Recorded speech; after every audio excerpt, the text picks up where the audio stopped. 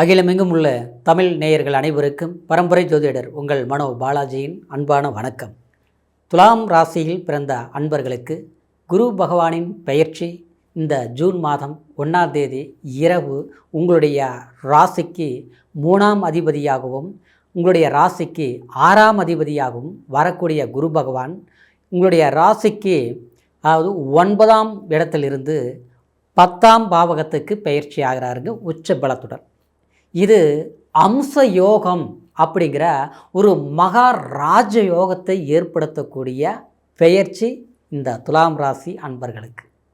இந்த பெயர்ச்சினால் உங்களுடைய வாழ்க்கையில் எப்பேற்பட்ட ஒரு மாறுதலான ஒரு முன்னேற்றம், ஒரு இம்ப்ரூவ்மெண்ட் ஏற்பட போகுது. இந்த ராஜ யோகத்தால் குடும்ப வாழ்க்கை, தொழில் ஸ்தானம், பண வரவு, பயணங்களால் உங்களுடைய முன்னேற்றங்கள், இது எல்லாமே எந்த அளவுக்கு நீங்கள் சக்ஸஸ் பண்ண போகிறீங்க அப்படிங்கிறத பற்றி ஒரு முழுமையான பலன்களை இப்போது இந்த பதிவில் நம்ம சொல்ல போகிறோமுங்க. ஃபஸ்ட் டைம் பார்க்குறவங்களா இருந்தீங்கன்னா சப்ஸ்கிரைப் பண்ணி பெல் பட்டன் அழுத்தி ஆல் ஆப்ஷன் கொடுங்க. துலாம் ராசி, தராசு ராசி. உங்களுடைய மனசில் எது படுதோ அது கச்சிதமாக செய்து முடிப்பீங்க. நாளைக்கு என்ன நடக்கும் அப்படிங்கிறது முழு மனசில் அறிஞ்சிக்கக்கூடிய ஒரு தன்மை இந்த துலாம் ராசிக்காரருக்கு உண்டு.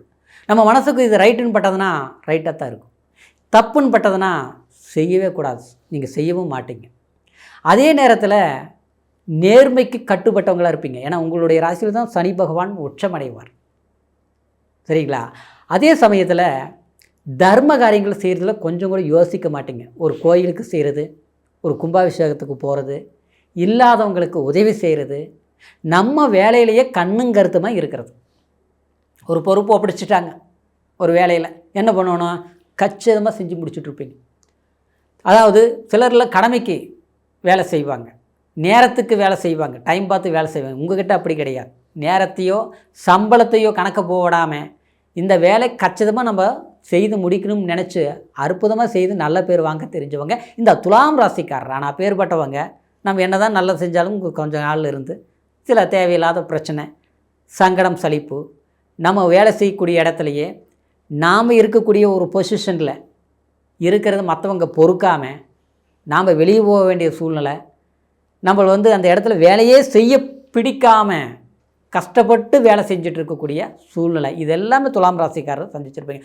சிலரெல்லாம் தசாபுதி சரியில்லாமல் இருந்திருந்தால் வேலையை விட்டு வெளியில் வந்துட்டுருப்பீங்க, புரியுதுங்களா? இப்படி சில பிரச்சனைகள் வந்தது. அதற்கு காரணம் சில கிரக பயிற்சிகள் காரணமாக இருந்தாலும் இப்போ நமக்கு அமைஞ்சிருக்கக்கூடிய இந்த குரு பகவானுடைய பெயர்ச்சி அம்ச ராஜ யோகம் அப்படிங்கிற ஒரு நிலைப்பாட்டை, ஒரு அற்புதமான பலன் யோகத்தை இந்த குரு பகவான் நமக்கு ஏற்படுத்தி கொடுக்க போகிறார். ஒரு வருஷ காலகட்டம். அக்டோபரில் அதிசார பயிற்சி வந்தாலும் பெரிய தாக்கத்தை, மாற்றத்தை ஏற்படுத்தாது.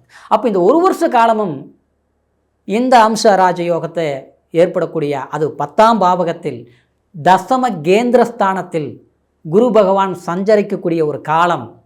கண்டிப்பாக தொழில் ரீதியில் அற்புதமான வெற்றியாளராக வருவீங்க. இதுக்கு முன்னால் வேலையில் எத்தனை பிரச்சனைகள் இருந்தாலும், வேலையே பறிபோயிருந்தாலும் கண்டிப்பாக இனி இந்த பயிற்சி ஜூன் மாதத்திலிருந்து ஒரு நல்ல வாய்ப்புகள் உங்களுக்கு ஏற்படுத்தி கொடுக்கும். அதே மாதிரி சிலர் பயணங்களால், அப்படின்னா ஒரு வெளி ஊர் போகணும், வெளிநாடு போய் நான் வேலை செய்யணும், நல்ல கம்பெனி அமையணும், வெளிநாட்டுக்கு ஏற்கனவே வந்தேன் ஆனால் பிரச்சனையாக இருக்குது, நினச்ச வேலை கிடைக்கல, கிடைச்ச வேலை பிடிக்கல, ஆக மொத்தத்தில் எதுக்கு வந்தோம்னு இருக்குது, வெற்று கவலையே படாதீங்க. 1000 வேலை பார்த்துருக்குறேன் ஆனால் எங்கேயுமே நிரந்தரம் இல்லை, என் திறமைக்கு தகுந்த வேலை இல்லை, வயசு தான் போயிட்டுருக்குதுங்க, ஆனால் ஒரு பொசிஷனில் உட்காரல, கவலையே வேண்டாம், வயசு ஒன்றும் பிரச்சனை இல்லை. இந்த நேரத்தில் தசம கேந்திர குரு உச்சபலம் அடையக்கூடிய நேரம். அந்த குரு பகவான் 5ஆம் பார்வையும் உங்கள் 2ஆம் இடம் தனஸ்தானத்தை பார்க்குறார். வேலையினால் நீங்கள் கண்டிப்பாக சம்பாதனை பண்ணிடுவீங்க, சக்ஸஸ் பண்ணிடுவீங்க. இடம், வீடு, எவ்வளோ கடன் பிரச்சனைனாலும் கட்டிடுவீங்க. நிச்சயமாக நான் சொல்கிறேன் பாருங்கள். அதாவது ஆதாயமான, அதாவது ஒரு நல்ல விஷயங்கள் செய்வீங்க. அப்படின்னா அசையாத சொத்துக்கள் தேடி உட்காரக்கூடிய ஒரு பாக்கியத்தை உருவாக்கும். 7ஆம் பார்வையா குரு பகவான், 10ஆம் இடத்தில் இருக்கக்கூடிய குரு பகவான் 7ஆம் பார்வையா உங்களுடைய ராசிக்கு 4ஆம் இடம் சுகஸ்தானத்தை பார்க்குறதுனால மனசுக்கு நிம்மதி கிடைக்கும். குடும்ப வாழ்க்கையில் இருக்கக்கூடிய சிக்கல்கள் தீர்ந்து மன வாழ்க்கை இனிப்பு தரக்கூடிய மகிழ்ச்சி கிடைக்கும். சரிங்களா? திருமணம் ஆகாமல் இருக்கிறவங்களுக்கு திருமண வாழ்க்கை கண்டிப்பாக கைகூடி வரும். அதே சமயத்தில் சிலர் கணவன் மனைவி ஏதோ ஒரு வேலையினாலேயோ ஏதோ ஒரு சூழ்நிலையினால கொஞ்சம் பிரிஞ்சிருக்க வேண்டிய சந்தர்ப்பம், இல்லை குழந்தைங்கள கூட பிரிஞ்சிருப்பாங்க. நாம் எங்கேயோ வேலைக்காக நாம் இன்றைக்கி இப்படி கஷ்டப்பட்டுட்டு இருக்கிறோம். பார்த்தா என்ன தான் சம்பாரித்தாலும் அவங்கள திருப்திப்படுத்த முடியல, பாசத்தை வெளிப்படுத்த முடியல, பிரிவுகளை நோக்கி பயணிச்சிட்ருக்குறோம்.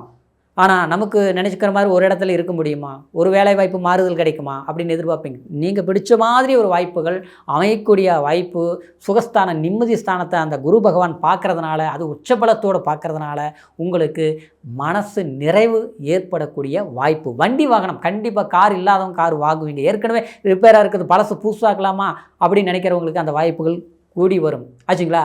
இடமாற்றங்கள் பண்ணணும்னு நினைக்கிறவங்களுக்கு வாடகை வீட்டில் இருக்கும் சொந்த வீட்டுக்கு போகிற பாக்கியம் உண்டுங்க, நிச்சயம் உண்டுங்க. சரிங்களா? இது அப்புறம் தாயார் உடல் ஆரோக்கியம் பாதிக்கப்பட்டிருக்குது, அவங்களுக்கு எத்தனை மருத்துவம் பார்க்குறான் சரியாக மாட்டேங்குது, அம்மாவுடைய வருத்தமே எனக்கு ஒரு மனசு கஷ்டமாக இருக்குங்க, அம்மா என்னை புரிஞ்சிக்க மாட்டேங்கிறாங்க. சிலருக்கு பார்த்தோம்னா இல்லைனா ஆரோக்கியம் கூட நல்லா இருக்கு, பார்த்தோம்னா அவங்க நம்மளை புரிஞ்சிக்க மாட்டாங்க, நம்மளை கண்டா வெறுப்பாங்க, நாம் அவங்க மேலே பாசமாக இருப்போம், ஆனால் நம்மளை புரிஞ்சிக்க மாட்டாங்க. ஆச்சுங்களா? மற்றவங்க கூட பிறந்தவங்களுக்கு கொடுக்கக்கூடிய ஒரு மதிப்பு மரியாதை பாசத்தை சத்துவ சுகம் நம்ம எதிர்பார்க்க மாட்டோம். அந்த பாசம் ஐயோ நமக்கு இல்லையே, நம்மளை ஏன் இப்படி ஒதுக்கி வச்சு பார்க்குறாங்க, இன்றைக்கி கூட பிறந்தவங்களை அப்படியே நினச்சி பார்த்துட்ருக்குறாங்க. எல்லாம் குடும்பத்துக்காக நம்ம ஒரு காலத்தில் அவங்களுக்குன்னே நம்ம வாழ்ந்தோம், அவங்களெல்லாம் உருவாக்கி வச்சோம், நல்ல விஷயங்கள்லாம் பண்ணோம். இன்றைக்கி ஆளாகிட்டாங்க, அமோகமாக இருக்கிறாங்க. ஆனால் நாம் கஷ்டப்பட்டுட்ருக்குறோம். உதவி செய்யலாலும் பரவாயில்ல, திரும்பி கூட பார்க்க மாட்டேங்கிறாங்க. வருத்தப்படாதீங்க, புரியுங்களா? எல்லாரும் திரும்பி பார்க்குற அளவுக்கு நீங்கள் ஒரு உச்சத்துக்கு வரக்கூடிய நேரம்னு நினச்சிட்டு முயற்சி எடுங்க. நினச்சிருக்கிறதில்ல, உண்மை அதுதான். சரிங்களா? அப்புறம் பார்த்தோம்னா இந்த 6ஆம் ஸ்தானத்தை குரு பார்க்குறது ரொம்ப நல்ல விஷயங்க. சரிங்களா? ஏன்னா இந்த 6ஆம்ங்கிறது நம்ம உழைப்பு, ஆரோக்கியம், கடன் பிரச்சனை, எதிரிகளுடைய தொல்லை. சரிங்களா? அது மட்டும் கிடையாது, அரசாங்க சார்ந்த சில நல்ல விஷயங்கள், ஆச்சுங்களா, ஒரு பதவி, இதெல்லாமே கிடைக்கக்கூடிய பலம் உண்டாக்கும். மனக்குறைகள் தீரும். ஆரோக்கியம் பாதிப்புகளே இருந்தாலும் ஆச்சுங்களா, மருத்துவம் பண்ணுறோம், ஏதாவது அடிக்கடி ஒரு விபத்து, கண்டம், ஏதாவது ஒரு செலவுகள் இந்த மாதிரிலாம் வந்துட்டுருக்குது. நம்பி ஒருத்தர்கிட்ட பணம் கொடுக்குறோம், எடுத்துகிட்டு போயிட்டாங்க. ஆனால் இன்றைக்கி நம்ம அடுத்தவங்ககிட்ட வாங்கினதுக்கு நாம் வட்டி கட்டிகிட்டு இருக்கிறோம். ஆச்சுங்களா? ஆனால் நம்மளே ஏமாற்றிட்டு போயிட்டாங்க. இந்த பிரச்சனைகள்லாம் எப்படி தீர்க்கிறது?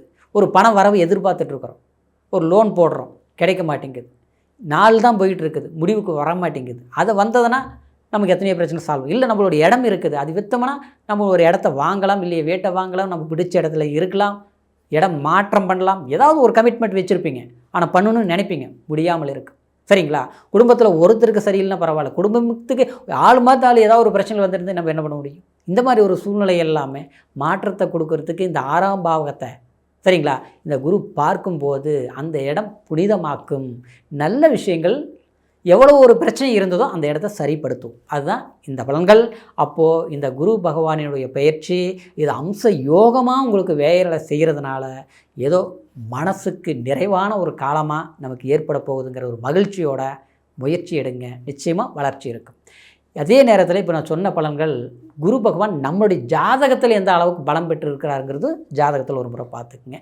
அதே மாதிரி நம்மளுக்கு என்ன தசா புத்தி நடக்குது, சரிங்களா, அப்படிங்கிறது நீங்கள் ஒரு முறை பார்த்துக்குங்க. ஏன்னா உங்களுடைய ஜாதகம் இது வரைக்கும் பார்க்காமல் இருந்தால் நம்மக்கிட்ட பார்க்கணும்னு நினச்சிங்கன்னா கீழே இருக்கிற நம்பருக்கு ஃபோன் பண்ணி உங்களுடைய டேட் ஆஃப் பர்த்து, உங்களுடைய பிறந்த பிளேஸ், இது மூணையும் தெரியப்படுத்தி முழுமையான பலன்களையும் தெரிஞ்சுக்கலாம், உங்களுடைய சந்தேகங்களையும் கேட்டு தெரிஞ்சுக்கலாம். ஏன்னா ஒவ்வொருத்தருக்கு ஒவ்வொரு லக்னம், அந்த லக்னத்துக்கு என்ன நம்மளுடைய நட்சத்திரத்துக்கு உகந்த திசை, தொழில், அதே மாதிரி எந்த பக்கம் நம்ம எந்த தொழில் செய்தால் நல்லா இருக்கும், எந்த வீட்டு வாசலில் இருந்தால் நல்லா இருக்கும், எந்த தெய்வத்தை வணங்கினா நமக்கு சிறப்பாக இருக்கும், அப்படி பல விஷயங்கள் ஜோதிட சாஸ்திரத்தில் நம்ம ஜாதகத்தில் நம்ம தெரிஞ்சுக்க முடியும்.